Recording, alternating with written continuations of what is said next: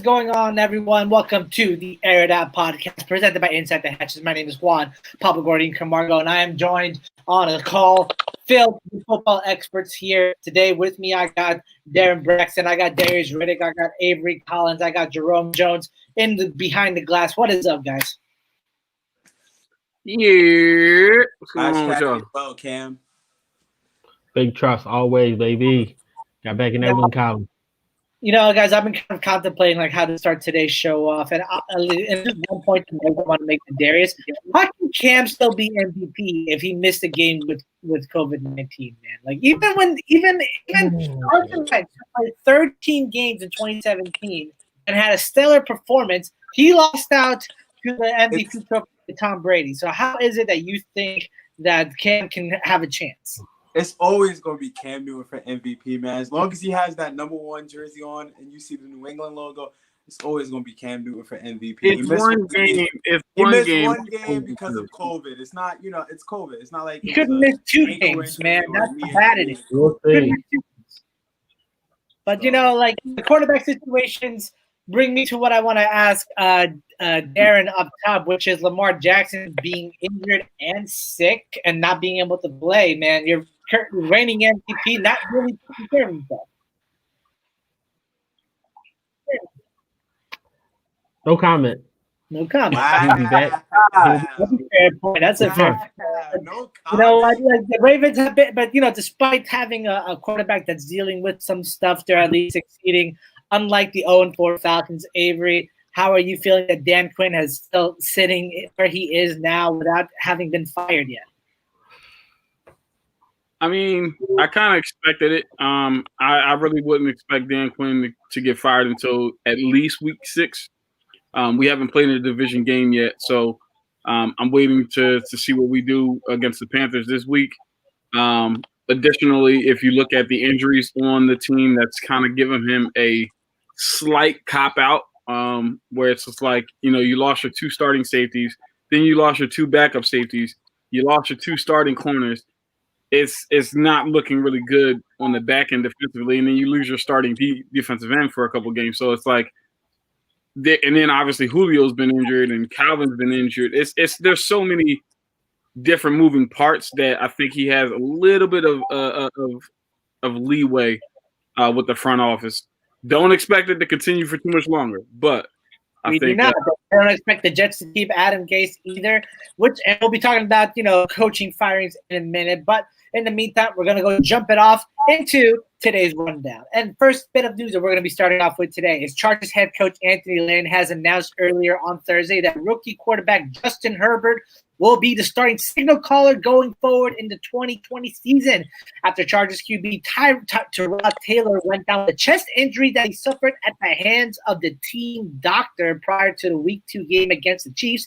Herbert took the starting reins and just never looked back, you guys. So far this season, these stats are just incredible. 72% of his passes completed, 931 passing yards, 5 touchdowns to 3 picks. And he finished last week's game against Tampa Bay, but the 4th-ranked overall defense with a 137.9 QBR rating. Like, the biggest knock on Herbert coming out was that he was incapable of making key-time decisions and was at times inaccurate. So far, he's proven a lot of critics wrong. Moving down into the Houston Texans area, on Monday it was announced that head coach Bill O'Brien was fired after the loss to the Minnesota Vikings, making it 0-4 for the Houston Texans. But now an alleged report from ESPN says that the former Texans head coach got into it with star defensive end J.J. Watt prior to the team's Week 3 loss against the Pittsburgh Steelers. And one source, ESPN 97.5 Houston radio host John Granado, said that Watt allegedly called out O'Brien on his coaching ability, and in the argument began a player revolt that ended up getting O'Brien fired. And right now, the interim head coach is defensive coordinator Romeo Crennel, who is now the oldest head coach in NFL history at the age of 73. But still, for an argument between the head coach and the star leader of the team to end in the coach's firing, not exactly hurt, but quite shocking these days. Moving over to the East Coast, we have Tennessee sports reporter Paul Kuharsky has been getting harassed online by Titans players after he and other Titans media outlets reported a series of photos that showed Titans players practicing outside the team facility in public in violation of NFL COVID protocols. It was also reported that the mask mandate the NFL has enforced onto the league have been widely disregarded by Titans staff and players, regarded as an open secret within the organization. As of now, no major punishments have been handed down to the Titans coaches, players, or staff, but that could change in the coming days. Ahead of tonight's Thursday night football game, I'm just going to give a quick injury report for what's going to be going down. The Bucs have ruled out major offensive pieces in wideout Chris Godwin and Justin Watson, both dealing with a hamstring and a chest injury, respectively, and LeSean McCoy, running back LeSean McCoy, dealing with an ankle injury. On the questionable list, it's Mike Evans, who's dealing with an ankle injury, and wide receiver Scott Miller with a hip and groin injury. On the doubtful side for Tampa, it's running back Leonard Fournette, who's dealing with an ankle injury. So that means Ronald Jones will be the bell cow tonight against the Bears. Speaking of Chicago, defensive back Deion Bush is out with a hamstring injury. Defensive back Sherrick McCandless is doubtful with a hamstring injury. And wideout Darnell Mooney is questionable with a shoulder injury. And to end the rundown today, I just had to mention it here today. It's an awesome note to end on. Packers quarterback Aaron Rodgers was on Pat McAfee's radio show on Tuesday, hosted by Barstool.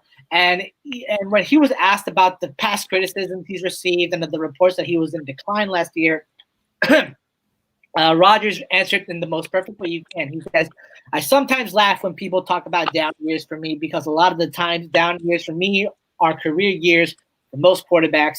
And going into the Week 5 bye for the Packers, Rodgers has completed 70% of his passes for 1,214 yards, 13 touchdowns, and guys, no interceptions, has only been sacked 3 times in 4 games. He's on pace for over 4,800 passing yards and 52 touchdowns, and he's tied for the league lead in the MVP race.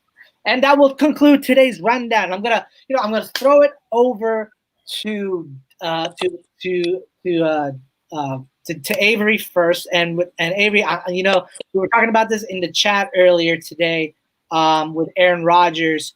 Oh no, I'm sorry. I'm talking about it with Darren in the chat earlier today. My bad.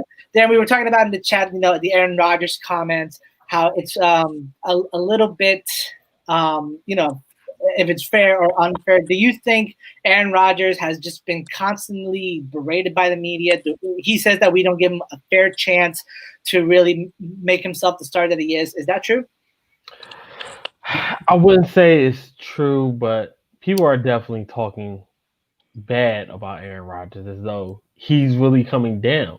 And that was leading all into the offseason. And with the pick of Jordan Love, it compounded on that so much more. But as you can see, Aaron Rodgers is still what Stephen A. would call bad man, people. You have to understand, this guy's thrown 13 touchdowns with no interceptions.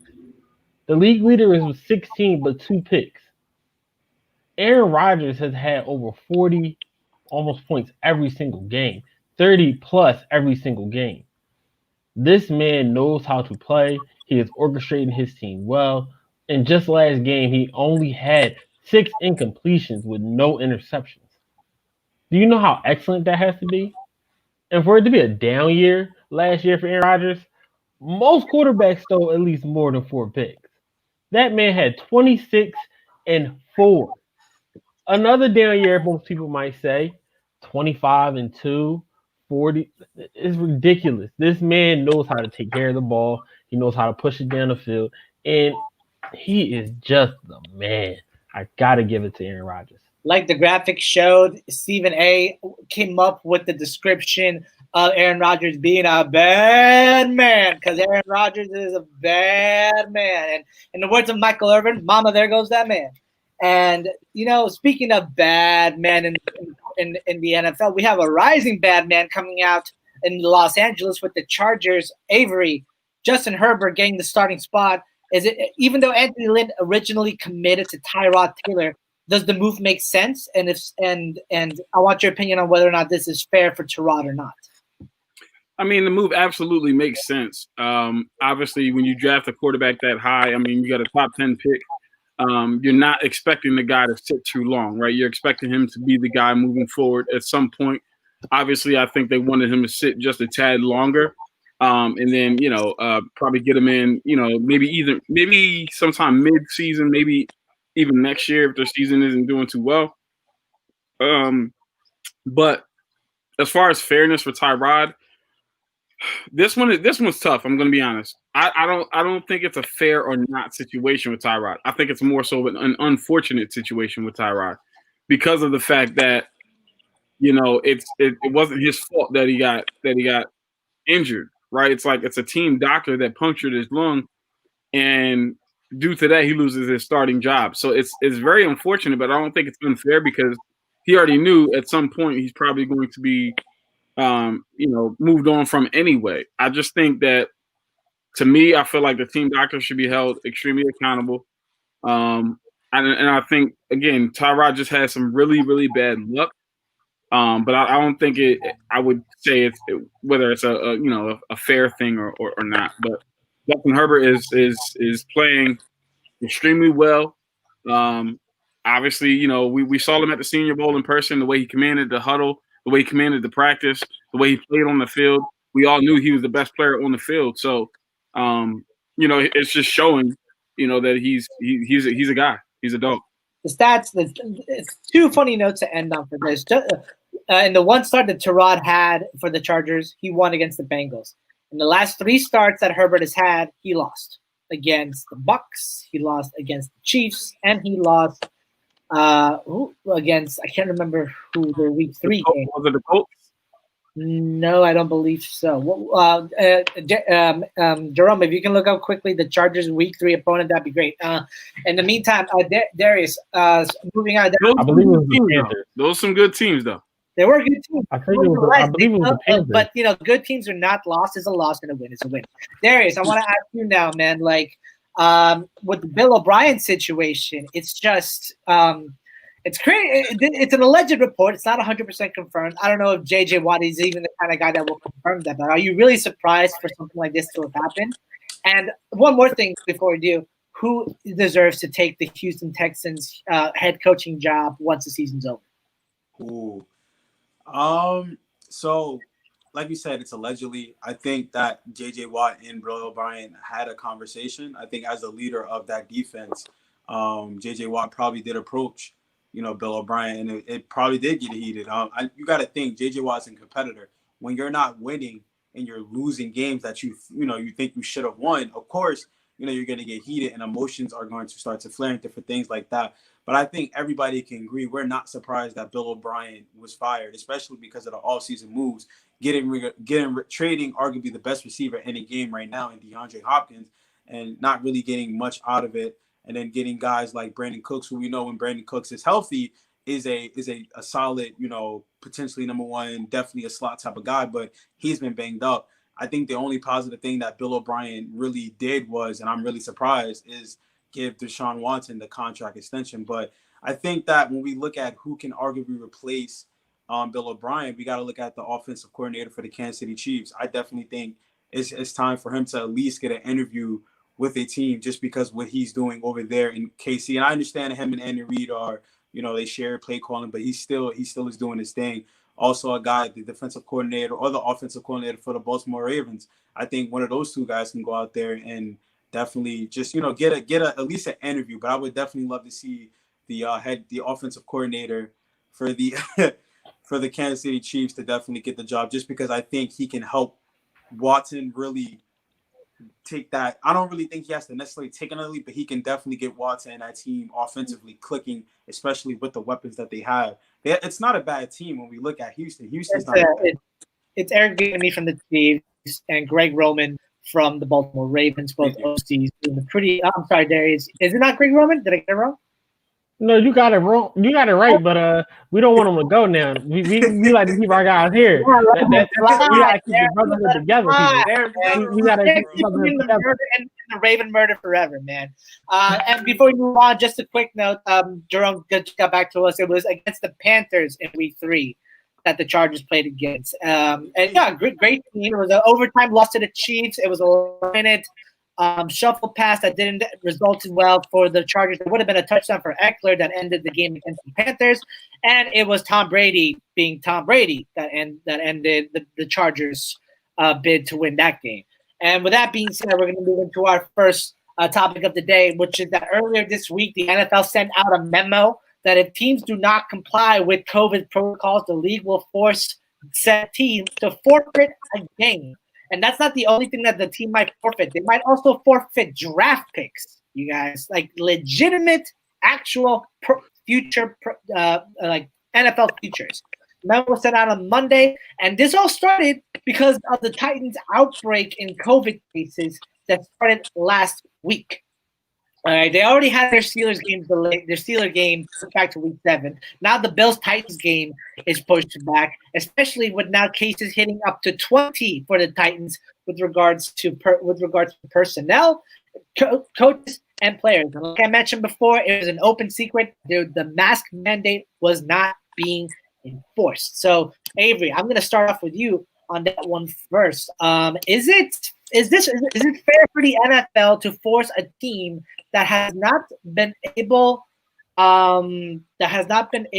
to keep the contagion in place? Is it fair for them to lose draft picks and wins, or is it just wins that should be taken away? I think it just depends on how the team reacts to the COVID news, right? So initially, like I said, I believe that the Titans should have had to play the game regardless against the Steelers because, again, the league has put in stipulations. They've expanded the practice squad roster so you can bring up guys who, such and such. And I get that the league wants it still to be competitive, but at the same time, like I said, back to what I said last week, the team that does this the best is going to be the one that wins. And so the Titans, unfortunately, would have had to play with maybe a third, fourth string guy, at a very pivotal position. Not the Steelers' problem, you know what I'm saying? So I think that needs to be taken into account. I think another thing that needs to be taken into account is the fact that after the team's facility was shut down, the Titans decided to have their own practice outside of that. Those are the things where I'm like, okay, now you guys are just being reckless because it's like you guys clearly have tested positive. Somebody has tested positive. It's spreading, and you guys are still trying to meet up. It's like, do you want to play the game? Do you want the season to go on? You're putting lives at jeopardy. You're putting the season at jeopardy. You're putting other teams at jeopardy. It's not smart. So I think that wins are definitely something that they should have to forfeit in that regard. As far as draft picks, again, I think it depends on the response after. Because if after that you're still acting just not with a lot of sense, then yeah, I think draft picks should start to come into play. Only because we've seen it before in the NFL. You kind of have to be harsh for people to kind of really start understanding that this is not allowed. And I hate to go here, but with the domestic violence, those suspensions really started getting people's attention. We don't hear as much. Now, I'm not saying that there isn't as much, but we don't hear as much about those type of suspensions because players are realizing, listen, this is my livelihood. Like, I can't afford to miss 6, 8, 10 games. So I think you gotta come down harsh, especially on teams, because again, you look at a fine. I believe who was it? The Patriots or somebody got fined of $2 million or something like that. It was the Patriots that they lost a draft pick and about $20 million. Was it 2 or 20? I can't really remember. $2 million after the whole deflate incident that had occurred. And that means nothing to them. That brings me actually to Darius to ask him a question, man. Like your team has experienced losing a first round pick as a punishment before by the NFL. Do you think if the price for COVID protocol violations is losing a draft pick, is that a fair thing to do considering your team has experienced it already? Absolutely. I think what Avery said is prominent. Like, we got to look at it as his discipline. You know what I mean? That's like the biggest thing we could learn from this. If you're a team that's going out there, obviously, you didn't play week 3, you didn't play because of COVID, and then you're going out there voluntarily practicing outside when you're supposed to be practicing the protocols and different things like that. I definitely think draft picks. I don't think that. I think what's going to happen is teams are really going to start to understand, like, okay, like they're taking away draft picks. I think with fines, coaches are getting fines like $10,000 for not wearing the mask the proper way. I believe it was $20,000, and the team is fined $400,000. Yeah, so you got guys, coaches not wearing the mask. I know I saw Belichick wearing the double mask. We got Andy Reid with the visor. So I think you have certain teams that are going to obviously take it serious, and it just shows how professional and strong your organization is, and how they can handle certain situations. I think Tennessee is showing their leadership as a whole. Like, they're not really taking it that serious. And like Avery said, with the 6 to 8 games with the domestic violence example, we're not really hearing about it. So I think once the NFL starts to harshen the penalties, forfeiting draft picks, forfeiting games, different things like that, bigger fines, I think that's when teams that are Tennessee specifically, they're going to be like, okay, the NFL is not playing no more, especially because the main goal for every team is to win a championship. And you're only hurting yourself by, breaking the protocols, especially when those protocols are to keep your teammates safe and yourself safe. So I definitely think the NFL is doing the right thing by taking away draft picks. They're probably going to go harder later on as we see, if we ever see more breakouts and positive tests and things like that. Like going hard, there is a possibility. There's two really worst case scenario possibilities that I consider with these things. I want to pose them off to Darren the most. The first possibility is Vrabel losing his position as head coach because of these violations and not being able to keep his players in check outside of protocols. That's the first possibility. The second is similar to what SMU was handed down to them by the NCAA, which is a complete blackout of a program, which means shutting down your season. And if it gets to that bad, it could be a possibility. So, Darren, that's the question I pose on to you: are those two issues a possibility that could happen for the Tennessee Titans? To be honest, I really do believe both of those could happen if it gets too bad to an extent. So you have to think about it like this. If, all right, one game happens, COVID comes, fine. It happens, we understand.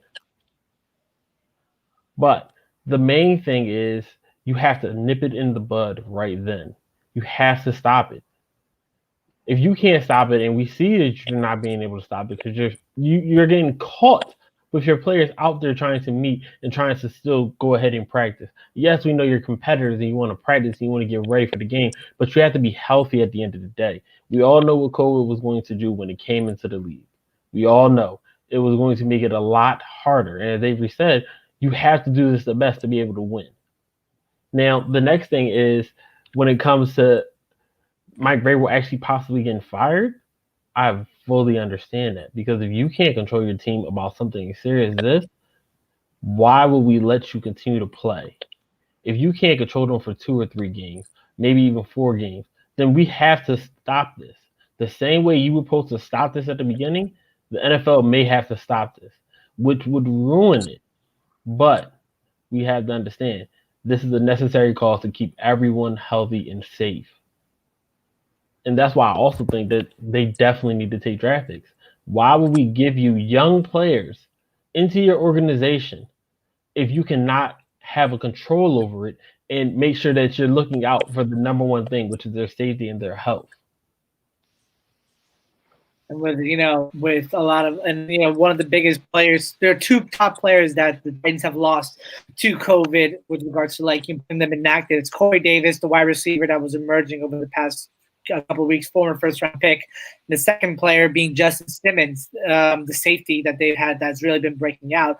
And what's really concerning me, it's also the NFL fault. They should have conducted a bubble concept.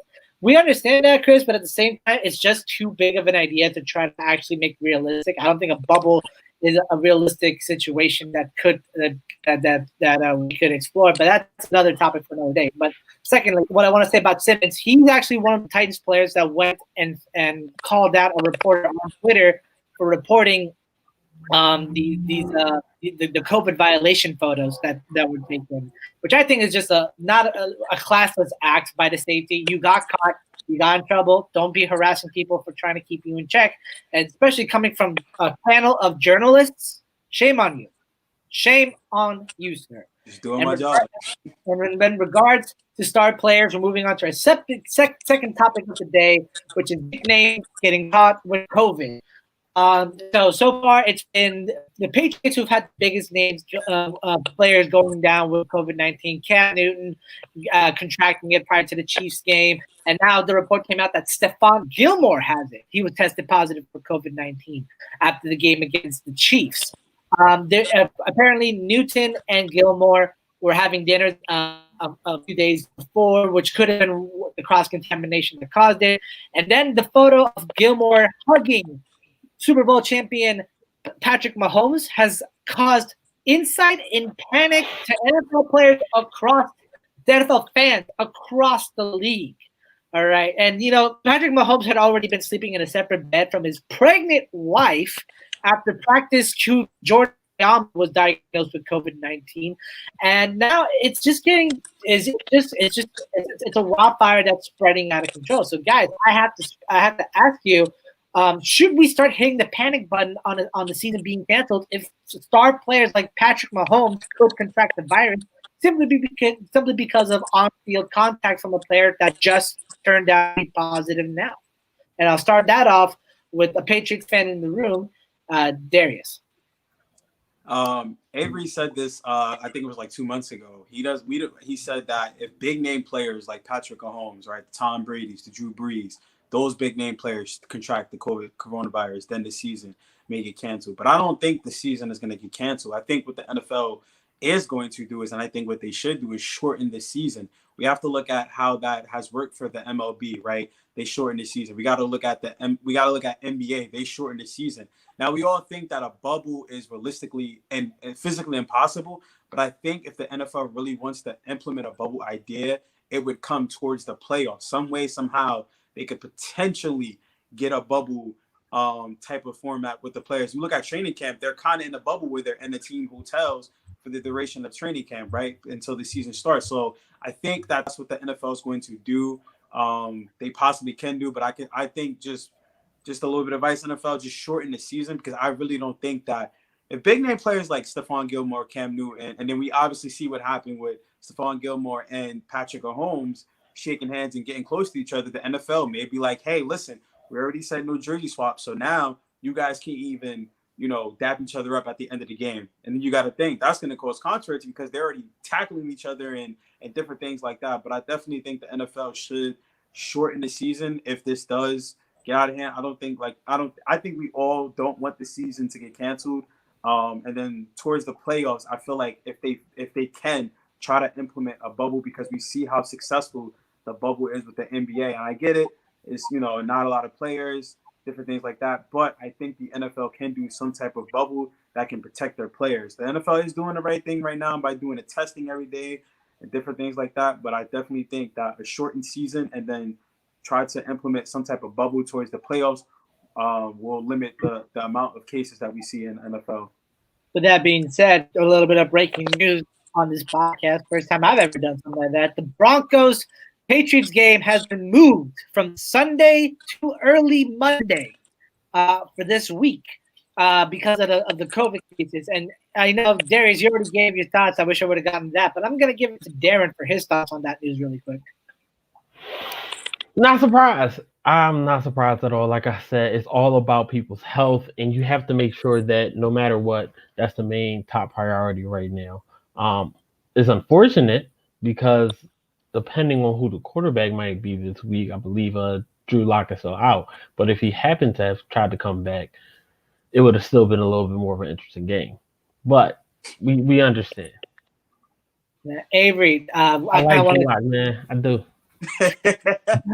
Avery, I kind of want to conclude this segment with a kind of combination of both news about star players catching COVID and the Broncos and Patriots game. Right now, it is obvious that COVID has caused a bit of a strategic advantage for opposing players against teams that have contracted the virus. So for the Broncos to face a Cameron Newton-less, Stephon Gilmore-less Patriots team, like, is the NFL?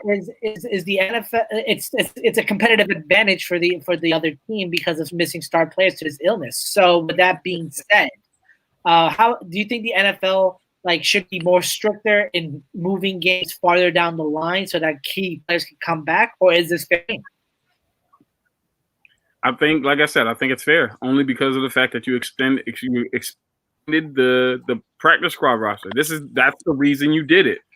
Again, it sucks because you're not getting those players. You're like, I want this guy. There was a game-changing guys at game-changing positions, so it sucks. But at the same time, like I said before, the team that does this the best is the team that's going to win. As far as the big-name players and whether or not the season gets canceled, one, I just want to comment to what Darius said. There's no way you can shorten the season. The season's already set. Like with the MLB, they shortened the season prior to the season getting back up. With the NBA, they let these guys know these are the games we're playing, and obviously they were in a bubble. So with the NFL, it's like, no, we're playing the full season. So tell a team like Dallas, who's winning such and such, who's kind of still in the mix of winning the division. All right, the season's shorter now. They're like, wait, we were looking forward to some of those games to potentially, win our division, get into the playoffs. So you can't shorten the season at this point because it's already underway. As far as moving games back, I can see that. I don't mind that at all. I like it. Especially because of the fact that we're the NFL is very dominant, right? So it's just like they can move these games back and keep going back into February, March, different things like that. I don't think anybody's going to care.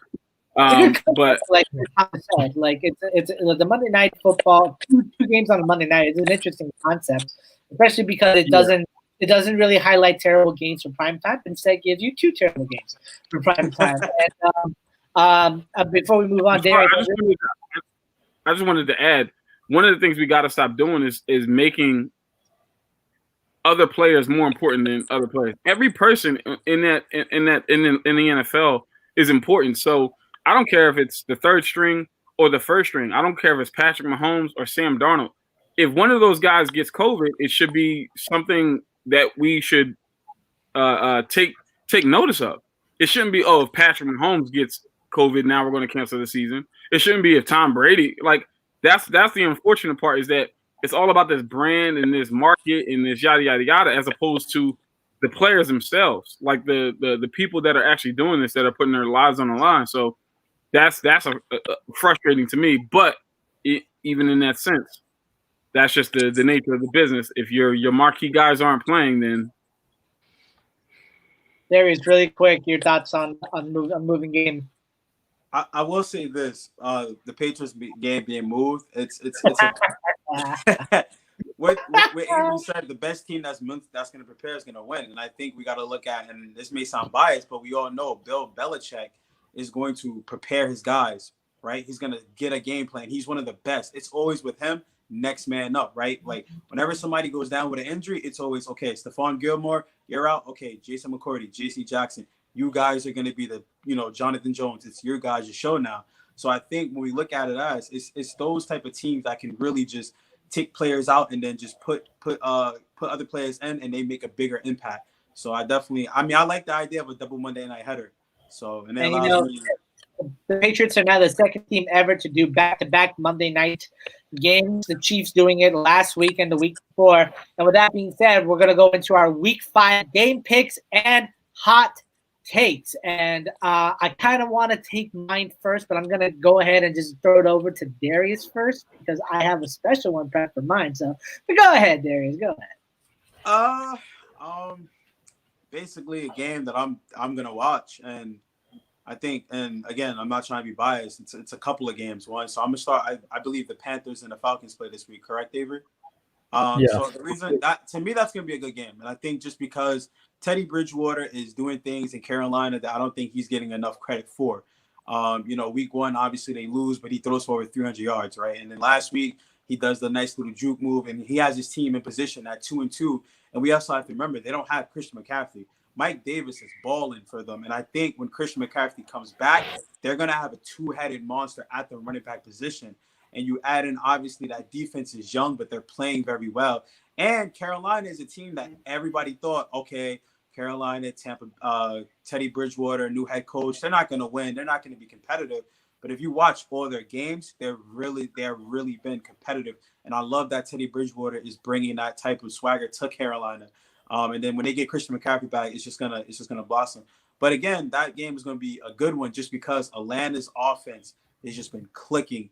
If they could just get it together and actually like if they get in the league and they don't choke, this is an Atlanta team that I think if they can get just one win, that'll boost those players' confidence. And we all play sports. Whenever we get one win, that boosts our confidence. Now we can go into the next week, with that mindset. Okay, we can win this game, or we can win that game. So I think it's going to be a good game. I think it's going to be a high-scoring game too, just because both offenses are good. So, and obviously, another one, my team, obviously Patriots and Broncos. I always love that matchup. Hopefully, Cam comes back because if Cam comes back, he's gonna dominate the game. He's gonna throw for 300 yards passing. He's gonna rush for 100 yards, and he's gonna have 2 rushing touchdowns and 2 passing touchdowns if he plays. And obviously, we're gonna win. So. I'm going to throw it over now to Avery for his game of the week and his 2 hot. There's a couple games that I'm interested in seeing right now. The Vikings Seahawks looks really intriguing. The Colts and Browns look really, really intriguing. Mm-hmm. That looks like a game that That's gonna be the game of the week, I think, in my opinion. Listen, that's gonna be a good game. That might be the game of the week. That's what I'm kind of looking at as the game of the week. But I'm gonna go with the Jaguars and Texans. I'm interested to see how that's gonna play out. Only because the Jaguars seem to be reeling right now, and the Texans need a win really, really bad, right? I think this is like to Darius's point. You need a win to kind of get the wheels moving, to get the ball rolling. The Texans aren't playing terrible; they're just not winning football games. And so I think if you can get a win against a Jaguars team that's reeling right now, or seems to be reeling right now, I think that can potentially get the ball rolling. So I think that's going to be a very, very interesting game to watch. As far as hot takes, I don't have too many hot takes, more so mild. Obviously, Juan has already called that the Bengals are going to sweep the Ravens, so he's picking the Bengals this week over the Ravens. Playing extremely well, and different things like that. But what I will say, and I said that the Bengals were going to win the division I was being petty, I was being spiteful, but I guess if I'm going to stick with that, then I'm going to say that the Ravens don't score more than 20 points in that game. So that's my first hot take. The Ravens will not get past 20 points against the Bengals. And then my second hot take is that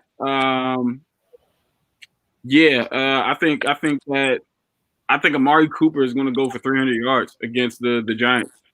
300 yards. Yeah, man. Yo! The Giants defense is still a capable. The Giants secondary is not that bad. Whoa. That secondary is bad. Listen, I know they're not bad. However, Amari Cooper is still really good. His routes are really, really good. I think the Cowboys realize this. Like, we have to win this game if we're going to continue to be a threat in this division. I think the way Dak is playing and swinging the ball around right now, like, I just think this is the game where, because Amari has been relatively quiet the first part of the season. Like, he's had some good games, but he hasn't done anything that's kind of made us. And so this is the division game, breakout game, and I just feel like we're going to have a 300-yard game out of Amari, man. I'll grant you this: there will be a receiver going for 300 yards against the Giants, but it will not be Amari Cooper. I say it's the rookie CeeDee Lamb. But I want to throw it over down to Darius. If you have a really quick comment, throw it over to Darren. I want to say something, and Avery, I like the Bengals. We got to understand the Bengals defense this year, huge improvement. And I said this, I believe, last week, and y'all looked at me like, I'm telling y'all that the Bengals defense, that Bengals team, Darren, if y'all lose, just know there will be some slam. Don't Joe looking good. Do he got his first win on them Bengals. Joe Mixon had a good game. That defense is playing. They're humming. Joe Burrow is playing. He's playing good. He's being a game. Listen, I'm telling you, That Bengals. All right. Listen, Lamar Jackson throw like 3 interceptions. Okay. Don't say anything. Okay. No, just give it to Darren already. Darren, game of the week, I guess, obviously the Ravens and the Bengals. So your hot It's take. not for me. What is It is it? not for me, surprisingly enough. I'm actually looking at two pretty good games right now.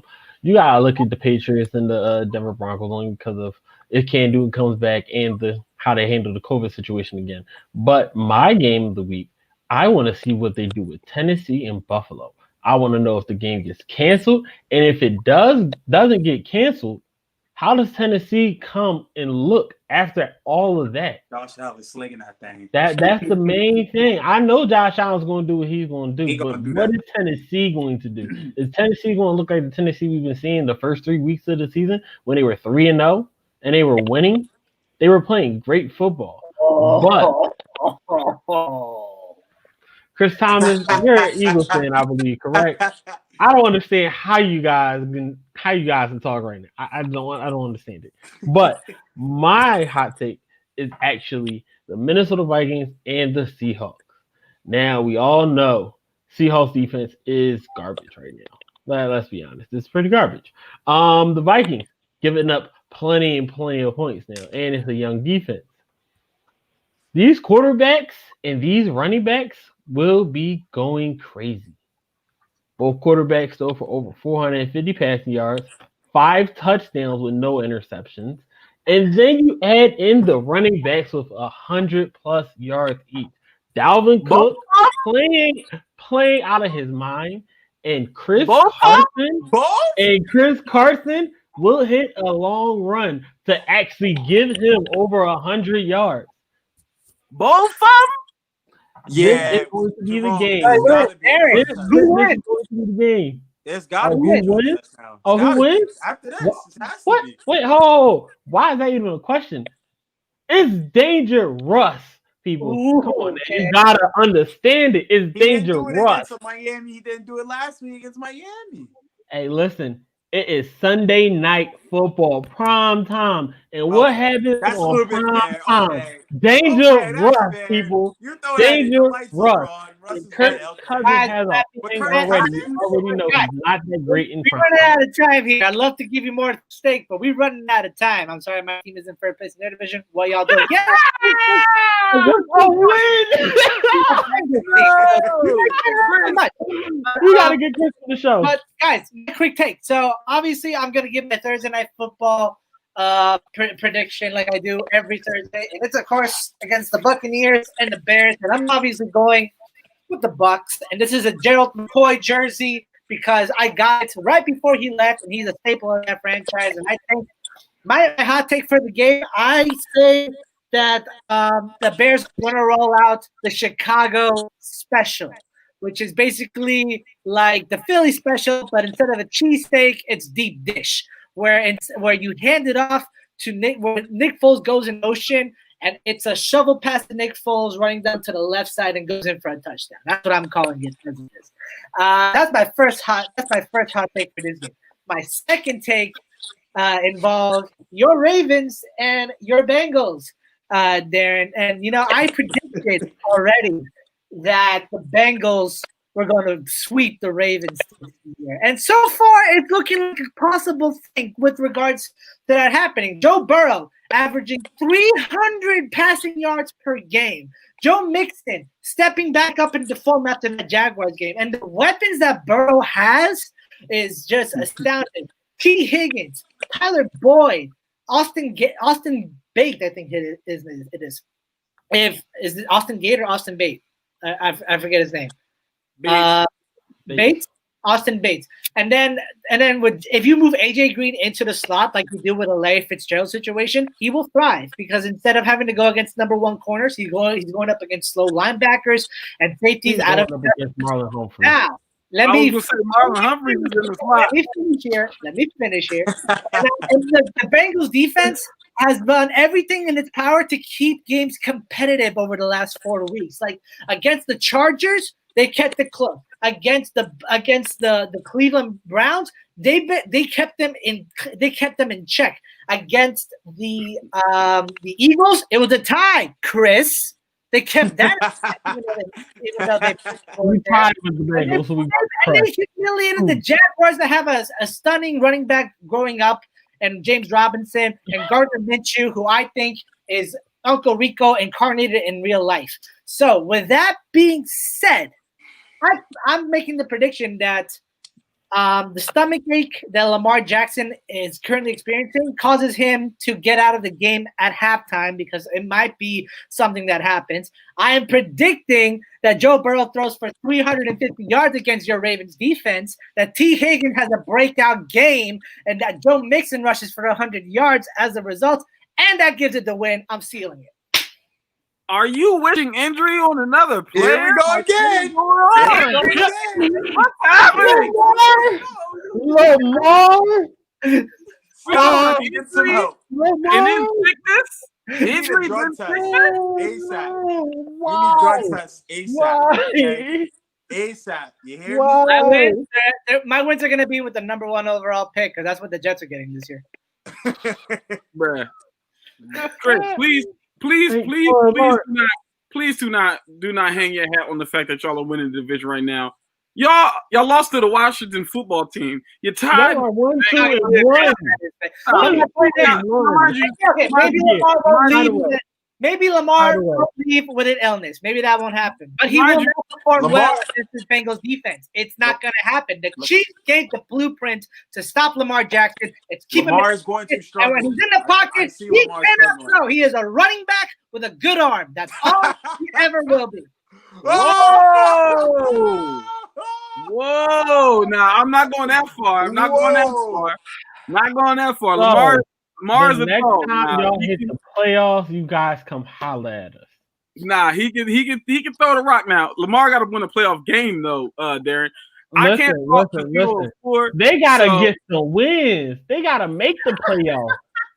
That's what I need. Chris, that's a given though. That's a given. We already know. We got out of control today. And we already know our secondary is ridiculously hurt. You know what I'm saying? Like, we're putting the points up. Our defense sucks. But y'all lost to the Washington football team and tied with the Bengals.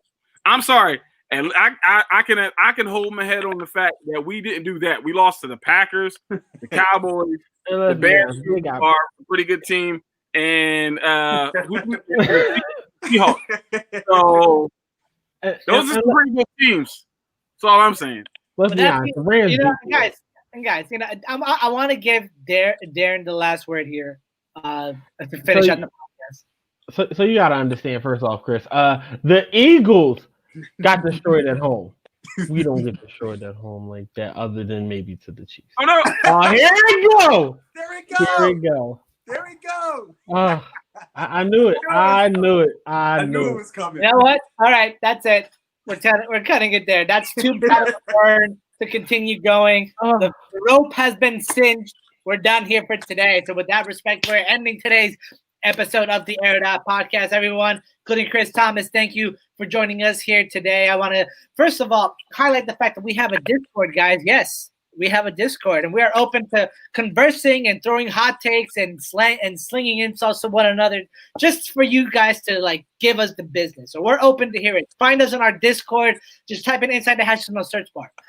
And you can also find all of our content streamed across anywhere that you consume content, whether it's on YouTube, whether it's on Spotify for our podcast, same thing with Apple Podcasts and Anchor. Our website, too, has everything that you want to listen to, our player interviews, our Madden video channel, even the video versions of these podcasts. Go check them out, and everywhere that you can stream anything. And you can also find us on our social media. On Instagram, we are at Inside the Hashes. On Twitter, we are at Inside Hashes. And on Facebook, we are Inside the Hashes, the football group. For Jerome Jones, for Darren Braxton, Bengals will win. For Avery Collins, for Darius Riddick, for Jerome Jones behind the glass. My name is Juan Pablo Gordon Camargo. Jets will get the number 1 overall pick, but not draft Trevor Lawrence. We'll see you next time. Big trust, baby.